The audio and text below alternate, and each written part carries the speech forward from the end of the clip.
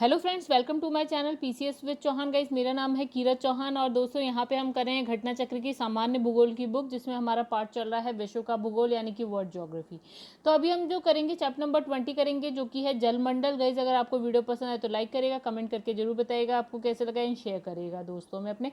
And guys, अभी तक आपने चैनल को अगर सब्सक्राइब नहीं किया तो चैनल को सब्सक्राइब कर लीजिएगा। तो गाइस चलिए, सबसे पहले हम लोग देखते हैं इंडेक्स। ठीक है, तो इंडेक्स में देखिए क्या है, हम चैप्टर नंबर 1 से हम लोग स्टार्ट कर चुके हैं। चैप्टर नंबर 2 हो चुका है, 3 4 5 6 7 8 9 10 11 12 हो चुका है, 13 से लेकर आप 19 तक हो चुका है। अभी हम करने जा रहे हैं चैप्टर नंबर 20, जो कि है जल मंडल। ठीक है, अब आगे के भी चैप्टर आप लोग देख सकते हैं कि हमें और कौन कौन से चैप्टर आगे करने हैं। तो गाइस, अगर आपको वीडियो पसंद है तो वीडियो को लाइक करेगा एंड चैनल को सब्सक्राइब जरूर करिएगा। देखिए क्या लिखा है दोस्तों यहाँ पे। चलिए, सबसे पहले हम क्या करते हैं ना, एक डायग्राम बनाते हैं जिसमें यहाँ पे आपको दिखेगा नॉर्थ अमेरिका। ठीक है, ये आपका नॉर्थ अमेरिका है। ठीक है, ये आपका है आपका साउथ अमेरिका। देखिएगा, इसमें बिल्कुल एग्जैक्ट तो वैसे नहीं बना रहे, बट आप लोग समझ जाइएगा। ठीक है, ये आपका है ऐसे करके कुछ यूरोप है। देखिए, ये भी बिल्कुल वैसा तो नहीं बना है, ठीक है, बन भी नहीं पाएगा। ये आपका यूरोप है, ये आपका है अफ्रीका महाद्वीप है। ठीक है, और यहाँ से ऐसे करके ये जा रहा है, ये मान लीजिए एशिया है। ठीक है, यहाँ जापान छोटे छोटे।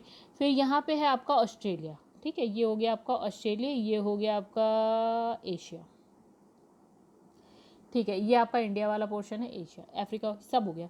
तो गाइज अब हम देखेंगे ना जल मंडल कहाँ कहाँ है। देखिए, यहाँ पे आपको मिलेगा पैसिफिक ओशन, यहाँ पे भी आपको पैसिफिक ओशन मिलेगा। तो गाइज यहाँ पे भी देखिए आपको क्या मिलता है, पैसिफिक ओशन ही मिलता है। यहाँ अटलांटिक ओशन मिलेगा, यानी कि अटलांटिक महासागर मिलेगा। यहाँ पे भी आपको अटलांटिक महासागर मिलेगा, दो इंपॉर्टेंट हो गए। तीसरा यहाँ पे मिल जाएगा आपको इंडियन ओशन, भारत के नीचे वाला साइड जो है पूरा इंडियन ओशन का हो जाएगा। ठीक है, और बिल्कुल ही जब आप दक्षिण ध्रुव और उत्तरी ध्रुव में जाते हैं तो यहाँ पे आपको मिलता है आर्कटिक और यहाँ अंटार्कटिक, राइट।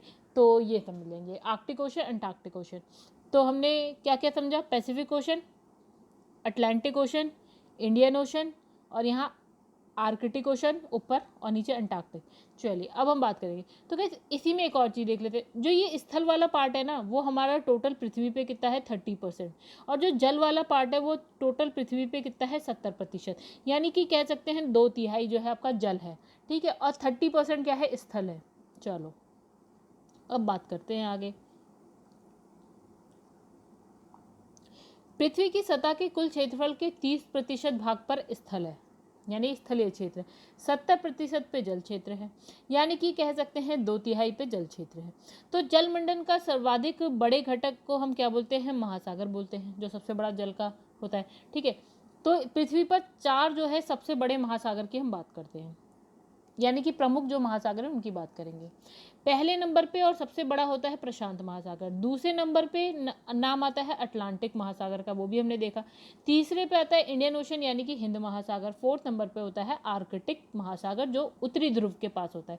अब इसने कहा कि जलमंडल का सबसे बड़ा महासागर कौन सा है, प्रशांत महासागर, यानी कि पहला वाला। अब इसने कहा महासागरीय नीतल में देखिए क्या होता है, अगर हम स्थल की बात करें और हम समुद्र या सागर की बात करें, तो गाइस आप स्थल पे देखते हैं ना, उच्चावच होते हैं अलग अलग तरीके के। मतलब कहीं आपको पहाड़ मिलेगा, कहीं आपको पठार मिलेगा, कहीं आपको मैदान मिलेगा, वैसे आपको तटवर्ट बहुत सारी चीज़ें मिल जाएंगी। उससे ज़्यादा चीज़ें आपको क्या मिलती हैं, महासागर में मिलती हैं। ठीक है, महासागरीय नीतल में आपको स्थल से ज़्यादा उच्चावच मिलती है, उच्चावच विविधताएं मिलती है। देखिए क्या लिखा है, महासागरीय नीतल में स्थल से अधिक उच्चावच संबंधी विविधताएं हैं। स्थल की ऊंचाई, महासागरों की गहराई को हम क्या बोलते हैं, उच्चामीतीय वक्र द्वारा दर्शाया जाता है। देखिए इस यहाँ पे क्या लिखा है, यहाँ एक डायग्राम है जिसमें ये वही वाला वक्र है, उच्च तापमीतीय वक्र।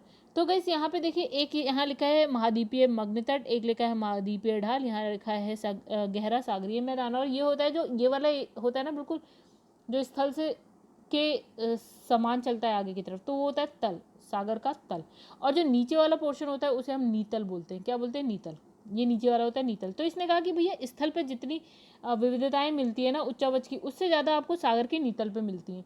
देखिए महाद्वीपीय मग्न तट होता है, एक महाद्वीपीय ढाल होता है, इन सब के बारे में हम आगे पढ़ेंगे। या ये पूरा मैदान की तरह है तो इसे हम मैदान बोल देते हैं। ढाल, ये ढाल की तरह, इसे हमने महाद्वीपीय ढाल बोल दिया। और मग्न तट यानी कि जहाँ पे थोड़ा सा पानी होता है, मतलब महाद्वीप पे थोड़ा सा पानी आ जाए अगर समुद्र का आगे की तरफ, तो हो जाता है महाद्वीपीय मग्न तट। चलिए अब इसमें लिखा है उच्चतामीतीय वक्र के आधार पर सागरीय नीतल में 4 प्रमुख उच्चावच मंडल पाए जाते हैं। कितने? 4 टाइप के। ठीक है, कौन कौन से होते हैं देखेंगे। महाद्वीपीय किनारे से क्या होता है, देखिए एक किनारे से, अब ये इसकी बात कर रहा है यानी कि महाद्वीपीय मग्न तट की, राइट।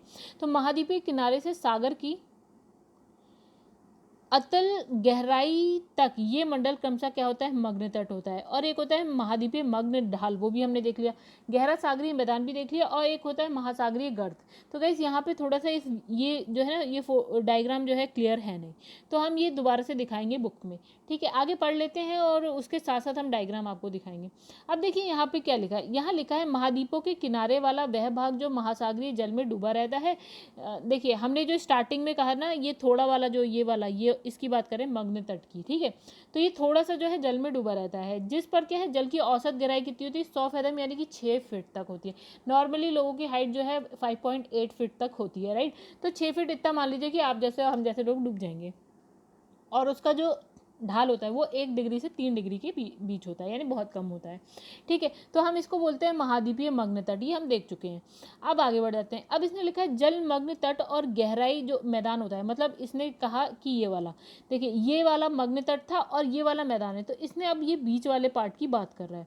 ठीक है, तो इसने कहा जो जलमग्न तट और गहरे सागरीय मैदान के बीच जो तीव्र ढाल वाला मंडल होता है उसको हम क्या बोलते हैं, महाद्वीपीय मग्न ढाल बोलते हैं। ठीक है, जिसका ढाल विभिन्न स्थानों पर क्या होता है, भिन्न भिन्न होता है, मतलब अलग अलग जगह आप अलग अलग देखें। तो महासागरीय नीतल का सबसे विस्तृत भाग कौन सा होता है, यही होता है, क्या होता है, गहरे सागरीय मैदान होते हैं। तो अभी हमने मैदान भी देखे, जो नीचे बिल्कुल ही प्लेन सा ऐसे करके ये वाला पोर्शन है, ये आपका मैदान हो गया। अब लिखा है इन वितलीय मैदानों की गहराई लगभग कितनी होती है, 3 से 6 किलोमीटर तक होती है, यानी कि 300 से 600 सॉरी 3000 से 6000 मीटर तक होती है, यानी 3 से 6 किलोमीटर होती है। ठीक है, यानी काफ़ी ज़्यादा। अब इसने कहा कि, तो वैसे ये क्या बात कर रहा है, 3 से 6 किलोमीटर गहराई। अब लिखा है ये मैदान सैकड़ों किलोमीटर चौड़े होते हैं, हजारों किलोमीटर लंबे होते हैं, यानी कि बहुत लंबे चौड़े होते हैं। इसने कहा कि उत्तरी अटलांटिक महासागर में इसका विस्तार कितना है, इतना है, इतना सारा है। ये कितना है, ये देखिए, ये लिखा है आपका कुछ 90 लाख वर्ग किलोमीटर क्षेत्र तक है। कितना, 90 लाख वर्ग किलोमीटर। उत्तरी अटलांटिक महासागर कहाँ पे है गाइस, तो हमने यहाँ बनाया था अमेरिका, नॉर्थ अमेरिका, यहाँ बनाया साउथ अमेरिका, यहाँ बनाया यूरोप, उसके नीचे बनाया अफ्रीका। हमने कहा था इसके बीच में क्या है आपका, अटलांटिक ओशन है। तो ये वाला है उत्तरी अटलांटिक ओशन। तो उत्तरी अटलांटिक महासागर कितनी है, 90 लाख वर्ग किलोमीटर। और इसमें लिखा है गहरे सागरीय मैदान कुल सागरीय क्षेत्र के लगभग 76% भाग में फैले हुए हैं। गहरे कितने, जैसे हमारे पास पूरा, सपोज कि ये पूरा सागर है, तो इसमें जो ये सपोज मान लेते हैं ना, ये पूरा सागर है, ये सारा सागर सागर सागर सागर सागर। ठीक है, इसने कहा जो गहरे वाले हैं पूरे टोटल सागर में, जो ये गहरे वाला पार्ट है वो कितना है आपका, 76%। अब इसमें लिखा है महासागरीय गर्त, महासागरों के सबसे गहरे भाग होते हैं। मान लेते हैं कि कुछ इस तरह बन रहा है और ये कुछ इस तरह बन रहा है, तो गाइस यहाँ पे देख रहे हैं ना, ये और भी गहरा हो जा रहा है, तो हमने इसे क्या बोल दिया, गर्त। ठीक है, तो ये और भी गहरे भाग होते हैं जो महासागरीय नीतल के लगभग 7% भाग पर फैले हुए हैं। यानी कि गाइस ये महासागरीय नीतल है, मान लेते हैं ये महासागरीय नीतल है, तो मान लेते हैं ये ऐसे करके, तो ये नीतल है। नीतल के 7, ये जो ये वाला पार्ट है ना, ये सारा आप जब और भी गहराई पे गर्त की बात कर लें तो ये 7% तो एटलीस्ट है। तो इसकी जो स्थिति प्राय तट के सहारे पर्वतीय मेघलाओं के सामने मिलती है। अब लिखा है कि द्वीपों के सहारे भी क्या है, गहरे गर्त देखने को मिलते हैं, यानी तट के पास आपको मिल जाएंगे और आपको द्वीपों के पास मिल जाएंगे। जैसे चैलेंजर्स मैरियाना में मिल जाएगा, और दूसरा आपका लिखा है टोंगा, क्यूराइल इत्यादि, ये सारे हैं आपके क्या है गाइज, ये आपके महासागरीय गर्त हैं। कहाँ कहाँ, चैलेंजर्स मैरियाना में, टोंगा, क्यूराइल। ठीक है, आगे बढ़ते हैं। महासागरीय नीतल के अन्य प्रमुख जलमग्न लक्षण है, क्या है, तो गाइस कुछ होता है कटक। ठीक है, कटक हो गया,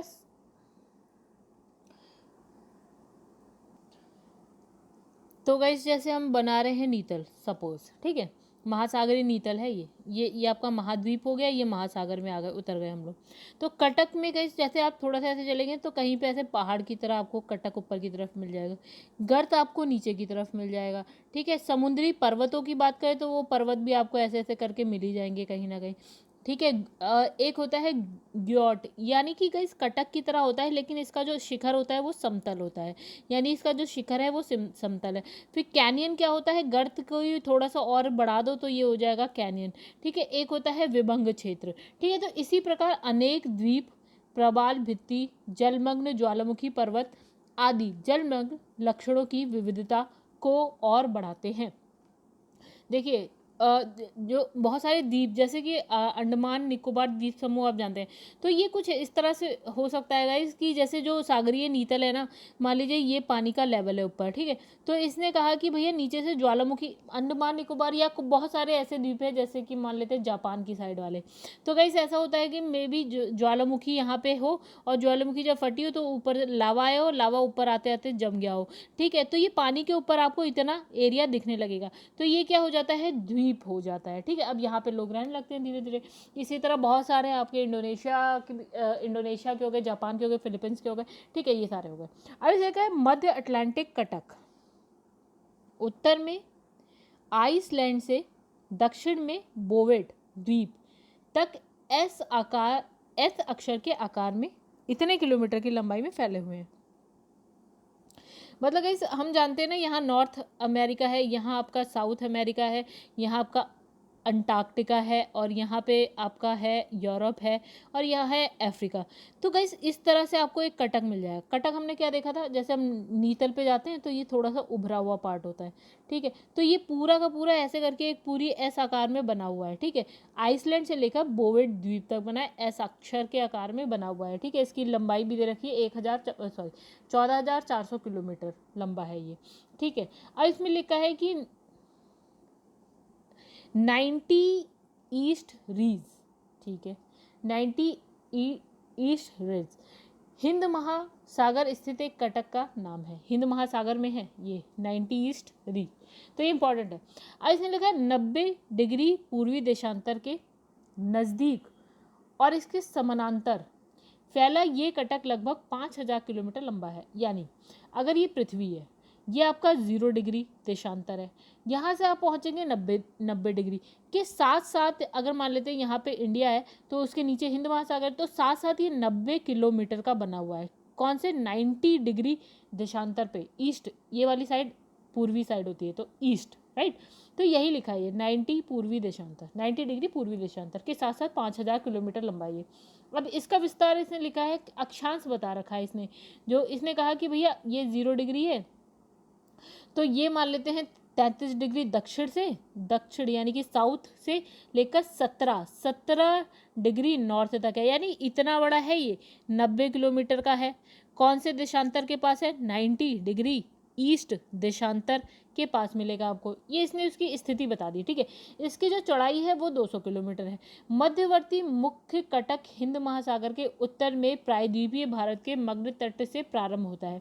तो भारत का प्रायद्वीपीय भाग है ना, वहाँ से स्टार्ट होता है, जहाँ पर इसकी चौड़ाई कितनी है, 320 किलोमीटर, ठीक है। अब इसने लिखा है इस भाग को क्या, लकाद्वीप चैगोस के नाम से जाना जाता है। अभी लकाद्वीप कहाँ है गाइस, ये है आपका लक्षद्वीप पे, राइट। लक्षद्वीप जो है द्वीप समूह है हमारा, जो यूनियन टेरिटरी, तो उसी पर एक है, तो वहीं से होगा, इसलिए लकाद्वीप चैगास के नाम से जाना जाता है। तो इस कटक का पुनः दक्षिण की ओर विस्तार होता है, मतलब ऊपर से नीचे की तरफ जा रहे हैं, ठीक है। अब इसने कहा भूमध्य रेखा और 30 डिग्री दक्षिणी अक्षांश के मध्य इसका जो नाम है वो है आपका चैगोस सेंट पॉल है, ठीक है। ऊपर हमने क्या है, कहाँ से स्टार्ट, लकाद्वीप चैगोस के नाम से जाना जाता है ऊपर, और नीचे इसने कहा कि चैगोस सेंट पॉल इसका नाम हो गया।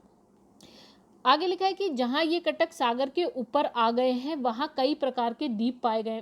वही इसने कहा कि जब ये ऐसे करते हुए ऊपर आ गए ना। यानी कि मान लीजिए ये सागर तल है, ठीक है, तो कुछ जो है ऊपर की कहीं कहीं ये ऊपर दिखने लगे, तो हमने जो ऊपर दिखने लगे सागर के ऊपर उसको हमने बोल दिया द्वीप, राइट, आइलैंड। अब लिखा हिंद महासागर के मध्य कटक के ऊपर क्रम से लकाद्वीप है, देखिए लक्षद्वीप का ये पार्ट है, लकाद्वीप हो गया, मालदीव भी वहीं पे मिलेगा, चैगोस भी वहीं, न्यू एम्स्टर्डम भी मिलेगा, सेंट पॉल मिलेगा, ये सब हिंद महासागर में आपको दिखेंगे, छोटे छोटे द्वीप हैं, ठीक है, कारगुलेन आदि ये सारे द्वीप पाए जाते हैं। ये इसी वाले जो ये जो कटक की हम बात कर रहे हैं ना, ये वही है। कहीं कहीं ये देखिए पानी के नीचे पर्वतों की तरह होता है, ये कहीं कहीं जो है पानी से ऊपर दिखने लगता है, लोग रहने लगते हैं, फिर वहाँ पे जाके द्वीप बन जाता है। अब देखिए यहाँ पे क्या लिखा है, डेटम रेखा, तो यहाँ लिखा है डेटम रेखा वह क्षैतिज रेखा होती है जिसके सहारे ऊंचाइयों और गहराइयों की माप की जाती है, ठीक है। पृथ्वी के केंद्र से सबसे निकट बिंदु उत्तरी ध्रुव के पास आर्कटिक महासागर की तली है, जो आर्कटिक महासागर की तली है, जो पृथ्वी के केंद्र से कितने 6553 किलोमीटर की दूरी पर स्थित है। मतलब इसने कहा पृथ्वी का जो केंद्र है उससे सबसे पास कौन सी जगह है। देखिए गाइस पृथ्वी गोल तो नहीं है, ठीक है, पृथ्वी को चपटी हुई है ऊपर की साइड और नीचे की साइड, ठीक है। तो इसने कहा कि जो पृथ्वी का केंद्र से सबसे पास वाली जो दूरी है ना वो ये वाली बताइए, आर्कटिक महासागर की तली, तो ये कितनी दूर है केंद्र से 6553 किलोमीटर दूर है। अब लिखा है जबकि मैरियाना ट्रेंच की तली की केंद्र से दूरी कितनी है, 6366 किलोमीटर। मैरियाना ट्रेंच की कितनी है, इतनी है। तो यह विश्व में कुल जो जल का 97% जो है खारा जल है, ठीक है, और वो सागरों के रूप में है जिसको हम पी नहीं सकते। यानी इसने कहा अगर 100% पानी है तो उसमें से 97% तो क्या है, खारा है, यानी समुद्र में जो है, ठीक है। अब अलवण जल के कुल क्या है 3%। अब बचा कितना, 100 में से 97 तो हो गया आपका खारा, फिर बचा 3%। अब इस 3% में से भी इसने कहा 2.4% जो है हिमनद है, यानी हिमानियों वाली जो नदियाँ होती है ना जिसमें बर्फ बह रही होती है वो हिमनद और ध्रुवीय वर्ग के रूप में है, ठीक है। अब कितना बचा, 0.6% बचा गाइस, चलिए आइए भी देख लेते हैं। तो इसने कहा कि किस 2.4 कितना है प्रतिशत जो है हिमनद है या फिर ध्रुवीय बर्फ के रूप में है, जो हम उपयोग, अब आप जाएंगे नहीं वहाँ से पिघला के तो पानी पिएंगे नहीं, ठीक है, या वहाँ से आप एक्सपोर्ट इम्पोर्ट करेंगे नहीं, ठीक है, तो हम उसको भी यूज़ नहीं करें। तो इस प्रकार उपयोग के लिए अलवण जल की कुल मात्रा के 1% से भी कम, यानी हमने अभी देख लिया 0.6%, ठीक है, यानी कि 1% से भी कम प्राप्त होता है, मतलब जिसको हम यूज़ कर सकते हैं। अलवण जल की कुल मात्रा का 60, यानी कि इसने कहा जो पानी का टोटल जो है ना 0.6% का, इसने कहा 68.7% जो है ध्रुवीय बर्फ, छत्रक और हिमनदों के रूप में है, जबकि 30.1% जो है भूमिगत जल के रूप में है। यानी अब उसने कहा 0.6 का भी जो है 31% जो है आपका भूमिगत जल है, यानी कि भूमि यानी कि पृथ्वी के अंदर है, मतलब आपको ऊपरी सतह से नीचे मिलेगा। और 0.3% जो है सतही जल है, जैसे कि जो नदियों में बह रहा होगा, आपका तालाब में होगा, वो वाला हो जाएगा। और 0.9% क्या है, अन्य रूप में मिल जाएगा, ठीक है, कहीं ना कहीं और भी रूप है उसमें आपको मिल जाएगा, ठीक है। अब इसने ये बोला कि भूमि में गुरुत्वाकर्षण जल जो है 0 अथवा 1/3 एटमॉस्फेयर से कम के तनाव पर स्थित है, ठीक है।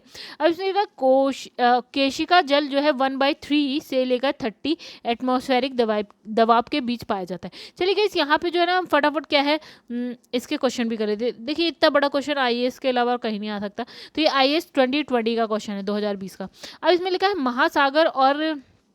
महासागर औसत तापमान के संदर्भ में निम्नलिखित में से कौन सा ये इसे कथन सही है। इसने लिखा है OMT को जो है 26 डिग्री सेल्सियस समताप रेखा की गहराई तक मापा जाता है, जो जनवरी मार्च में हिंद महासागर के दक्षिण पश्चिम में 129 मीटर पर होती है, ठीक है। दूसरा इसने लिखा है कि OMT जो जनवरी मार्च में एकत्रित किया जाता है, उसे यह निर्धारित करने के लिए प्रयोग किया जा सकता है कि मानसून में वर्षा की मात्रा एक निश्चित दीर्घकालीन औसत वर्षा से कम होगी या अधिक होगी। तो हमें इसमें बताना है कि कौन सा सही है इसमें, तो इसका केवल 2 सही है। चलिए इसकी गाइस इसकी व्याख्या देख लेते हैं। तो इसने यहाँ लिखा है महासागर औसत तापमान OMT मानसून के अनुमान के लिए समुद्र के सतह के तापमान SST की तुलना में अधिक दक्ष है। 14 अगस्त 2018 को नेचर पत्रिका में प्रकाशित शोध के अनुसार हिंद महासागर के दक्षिण पश्चिम में 59 मीटर की गहराई पर जनवरी से मार्च महीने में 26 डिग्री सेल्सियस समताप रेखा गुजरती है। इससे क्या है, आपका महासागर का औसत तापमान की गणना होती है। इस तापमान से अन्य दिनों में परिवर्तनीयता के आधार पर मानसून में वर्षा की मात्रा का अनुमान अधिक सटीकता से लगाया जा सकता है। चलिए गाइस दूसरा क्वेश्चन देखते हैं, तो खतरनाक सा था। अब चलिए इसमें लिखा है पृथ्वी की सतह पर वह भाग जो पानी से ढका है लगभग कितना है, आपका 2/3 है या फिर 70% है। ठीक है, अब लिखा है समुद्र तल पर जो है पृथ्वी के केंद्र से सबसे निकट स्थल कौन सा है, आपका उत्तरी ध्रुव हो गया यहाँ पे। ठीक है, उत्तरी ध्रुव हमने देखा था। तो इसने कहा कि जो पृथ्वी के केंद्र से सबसे निकटतम बिंदु उत्तरी ध्रुव के पास आर्कटिक महासागर की तली, ठीक है, ये 400 किलोमीटर गहराई पर है और पृथ्वी के केंद्र से 6553 किलोमीटर की दूरी पर है। अब इसने लिखा है डेटम रेखा क्या है, तो ये आया देखिए यूपी PCS प्री में 1991-94 में आया हुआ है। तो ये लिखा है समुद्र तल की क्षैतिज रेखा जिससे ऊंचाई और गहराई की माप होती है। अब लिखा है हमारे जलमंडल का सबसे बड़ा भाग कौन सा है, तो जलमंडल का सबसे बड़ा भाग यानी कि प्रशांत महासागर है। कौन सा महासागर, प्रशांत महासागर। अब देखिए इतना बड़ा क्वेश्चन है, IAS में, अच्छा BPSC में आया हुआ क्वेश्चन है। ठीक है, तो इसमें लिखा है 64,000 किलोमीटर लंबाई, 2000 किलोमीटर से लेकर 2400 किलोमीटर चौड़ाई वाला एक कटक उत्तरी और दक्षिणी अटलांटिक महासागर द्रोणी के मध्य गुजरता हुआ हिंद महासागरीय द्रोणी और फिर ऑस्ट्रेलिया अंटार्कटिका के बीच से दक्षिणी प्रशांत महासागर द्रोणी में प्रवेश करता है। यह कटक है, कौन सा है देखिए। तो एक लिखा है डॉल्फिन मध्य, एक लिखा है चेगास कटक, एक लिखा है अंटार्कटिका कटक, एक हो गया चैलेंजर कटक हो गया और एक हो गया महासागरीय कटक। तो गाइस देखिए हमारा आंसर है महासागरीय कटक मध्य। ये देखिए कैसे इसने कहा, इसने ये बोला कुछ, चलिए थोड़ा सा और देखते हैं। तो इसने ये बोला कि ये कटक कैसे जा रहा है, तो यहाँ लिखा है उपरोक्त विशेषताएं मध्य महासागरीय कटक के संबंधित है। इसने लिखा मध्य महासागरीय कटक जो है मिड ओशन रेड जो है आपका ग्लोब के चारों ओर 40,000 मील या फिर 64,000 किलोमीटर की लंबाई में आर्कटिक, अटलांटिक, हिंद महासागर, प्रशांत महासागर में फैला हुआ है। यानी कि गाइस ये north America, south America, Europe, Africa, फिर ये आपका एशिया आ जाएगा और यहाँ पे आ जाएगा ऑस्ट्रेलिया। मतलब ये कहा है कि ये हो गया आर्कटिक की साइड, फिर ये अटलांटिक की साइड आ गया, फिर ये हिंद महासागर आ गया और ये फिर आपका पैसिफिक आ गया। ये पैसिफिक आ गया या इंडियन ओशन आ गया या अटलांटिक ओशन हो गया, ये आर्कटिक हो गया। ठीक है, इस तरह से फैला हुआ है।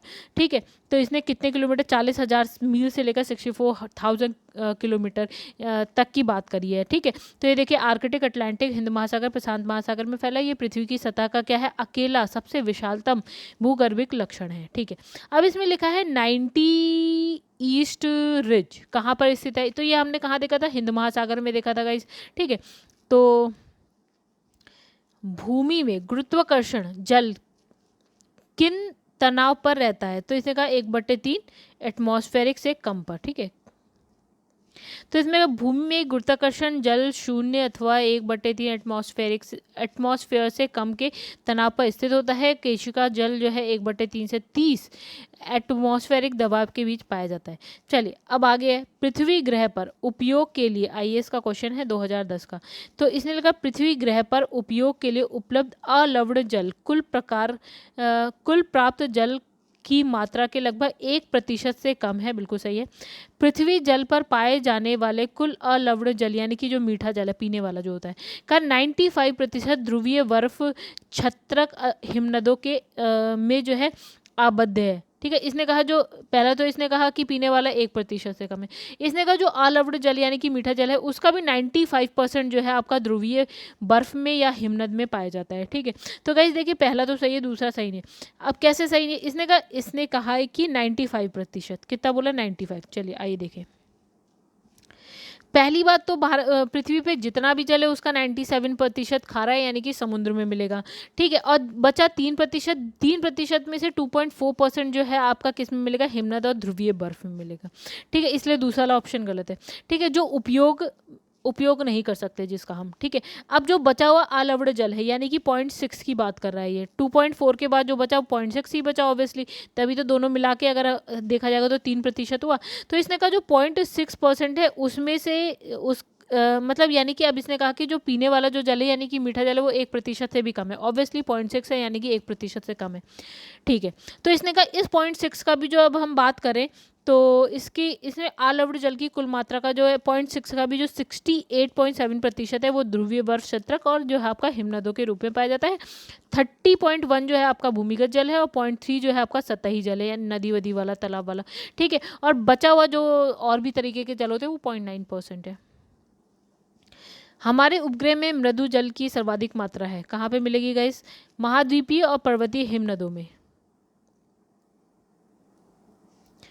तो इसमें लिखा है पृथ्वी ग्रह पर अधिकांश अलवण जल बर्फ क्षेत्रक हिमनद के रूप में रहता है। शेष अलवण जल का सबसे अधिक भाग भूमिगत जल के रूप में है, ठीक है। तो देखिए भूमिगत जल मतलब हिमानी वमानी को छोड़ दिया जाए, बर्फ़ को छोड़ दिया जाए तो मतलब ये जो देखिए बर्फ़ और हिमानी को अगर हम छोड़ दिया जाए तो उसके बाद 30% कहाँ मिलेगा आपको? भूमिगत मिलेगा, ठीक है। चलिए, तो इसमें लिखा है महासागरीय नीतल का सबसे विस्तृत भाग कौन सा होता है? तो कौन सा? गहरे सागरीय मैदान। जब हम ऐसे करके बनाते हैं तो गाइस हम देखते हैं ये मैदान सबसे ज़्यादा होता है, ठीक है। तो ये कितना होता है? तो ये देखिए यहाँ पे लिखा है 3000 से 6000 किलोमीटर, मतलब ये गहराई लिखी है इसकी। गहराई जो है आपकी 3000 से 6000 किलोमीटर तक होती है, सॉरी मीटर तक होती है। अब इसमें लाल सागर का एक उदाहरण है, क्या है आपका? अक्षीय द्रोणिका। इसने कहा लाल सागर एक अक्षीय द्रोणिका, ये कहाँ है? यूपी पीसीएस प्री 2017 का क्वेश्चन है। लाल सागर एक अक्षीय द्रोणी का उदाहरण है जो अफ्रीका अरब के बीच स्थित है। और लाल सागर तो पता है यहाँ पे अफ्रीका है, यहाँ अरब है, तो इसके बीच आपको लाल सागर मिल जाएगा, ठीक है। तो इस क्षेत्र में चुंबकीय विसंगति का निर्धारण किया गया है। लाल सागर के आसपास वर्ष भर उच्च तापमान रहने के कारण रेगिस्तानी जलवायु वाले देश स्थित हैं। जैसे अरब वाला साइड तो पूरा रेगिस्तान है गाइस, ठीक है। अब लिखा है इसके जैसे सहारा रेगिस्तान, सॉरी जो आपका ये वाला है अरब वाला जो है वो, ठीक है। तो इसके किनारे जो है जिद्दा, हेजाज, मिस्र, पोर्ट सूडान, स्वेज, अकाबा आदि नगर स्थित हैं। अब लिखा उत्तरी अफ्रीका और जो है यूरोप का एशिया के देशों से स्वेज नहर द्वारा संबंध होने के कारण इसकी व्यापारिक महत्ता बहुत बढ़ जाती है। मतलब ऐसा आप ऐसे बनाते ना, ये आपका है यूरोप, ये है अफ्रीका, यहाँ पे आपका एशिया आता है। तो गैस यहाँ से ऐसे करके ये आप यूरोप की तरफ जाते हैं, यानी ये लाल सागर है, फिर आपकी अफ्रीका के अंदर से स्वेज नहर निकलती है और उसके बाद इस तरह से आप यूरोप में जाते हैं, नॉर्थ अमेरिका या साउथ अमेरिका में आप यहाँ पे इजीली चले जाते हैं। तो गैस देखिए यहाँ पे तो हमारा हो गया चैप्टर ख़त्म। तो गैस अगर आपको चैप्टर पसंद आया तो मतलब वीडियो पसंद आए तो लाइक करिएगा, कमेंट करके बताइएगा एंड शेयर करिएगा अपने दोस्तों में। एंड चैनल को अभी तक सब्सक्राइब नहीं किया है तो कर लीजिएगा। पीसीएस विद चौहान मेरे चैनल का नाम है।